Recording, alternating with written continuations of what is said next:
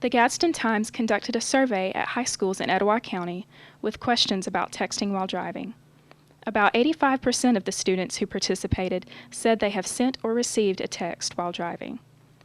At Sardis High School, Glenn Klein, a Sheriff's Department deputy and school resource officer, took the survey a step further by conducting a test in which students texted while driving a golf cart through an obstacle course. We're trying to educate some of the children on some of the distractions, and the biggest distraction amongst teenage drivers these days seems to be with their cell phones and the texting devices that they're carrying. And we're trying to let them know that, that the cell phone is not the most important function in their life, and especially when they're driving, they need absolutely no distractions, because you never know what the person beside you is going to do on the road, or, in residential neighborhoods, what a child is going to do. And I'm using the golf cart, showing them that the golf cart travels 5 to 8 miles an hour, and if they can't avoid something like a cone at 5 to 8 miles an hour, they're certainly not going to be able to control the outcome of driving a car at 30 to 60 miles per hour and something coming at them. So just kind of it makes them aware of the reaction times that they really do not have if they're not paying attention and focusing on the road while they're driving. And we're hoping that by doing this, that it will educate them to just say, hey, this car is my most important function while I'm behind the wheel, and I need to concentrate solely on it and not anything else.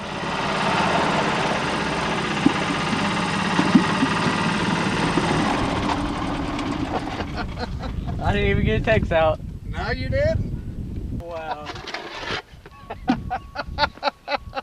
Now, if you can't do that, like I said, at 5 or 6 miles an hour,